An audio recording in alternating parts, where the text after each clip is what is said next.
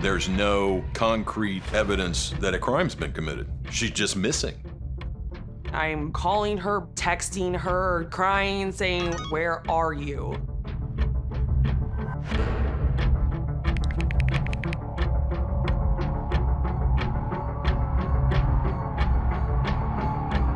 I started calling to say, "I need you to ping this phone, my child is missing."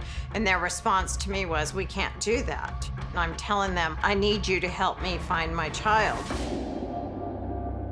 The focus that night was just the location. Where's the phone? You're getting a customer service rep that's not understanding the severity of this situation.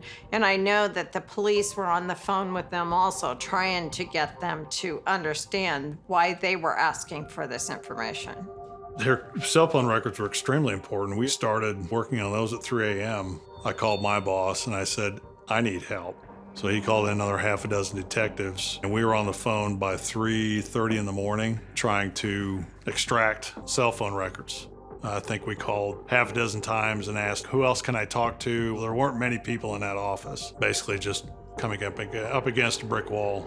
It was very frustrating. They just kept saying to me, "We can't do that." What they could do is they could look at the history of where her phone had made contact with cell phone towers.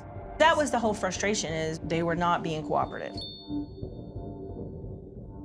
I honestly don't think it was malicious. Whoever we were talking to just didn't know. They didn't know how to do it. They didn't know why it was important. So we went to the FBI.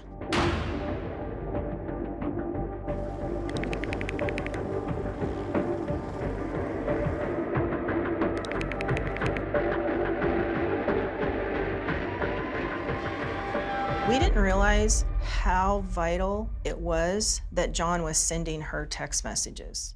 I believe the text messages that I had sent her were used to help triangulate. Using the coordinates from the FBI, we were able to go out there and point exactly where we needed to. That is spectacular, because that proves the phone records are helpful. We followed her cell site hits along 435 out to the park area, where after a particular time, I think maybe an hour or two after she was out in that area, the cell sites hit twice in the same spot, and then they stopped.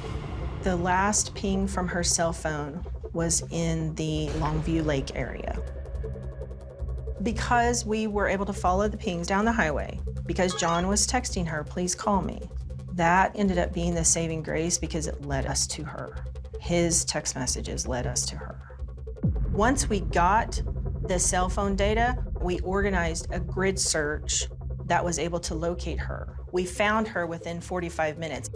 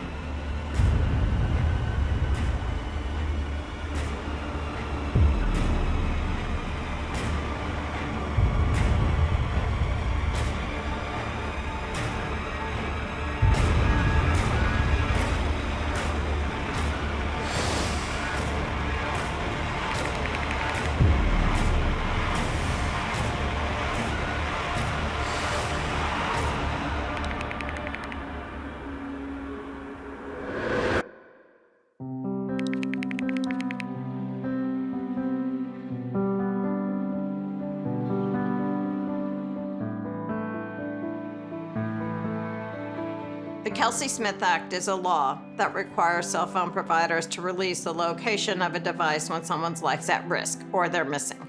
It's because police could not get that information when she was missing. I was dumbfounded. The federal law says that a cell phone provider may release information if they believe that someone's life is in danger or that there's an exigent circumstance. That doesn't make sense to me. They don't have the training that police officers do on what an exigent circumstance is and how to respond to that. So all the Kelsey Smith Act does, it takes what federal law says. It says a wireless provider may provide. It says a wireless provider shall provide when requested by law enforcement in an exigent circumstance. This is simply, I need to know where this device is now because somebody might die if I don't know. That's it. You go missing, people can find out where you are instantly on your phone.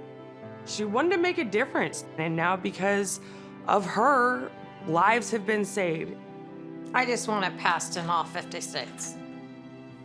And sometimes I sit there and I think, okay, I got 20 more states to go, and then I have to remind myself there aren't many people that get a law in 30 states. There aren't many people that get a law in a state, and we've accomplished 30. But I'm not done.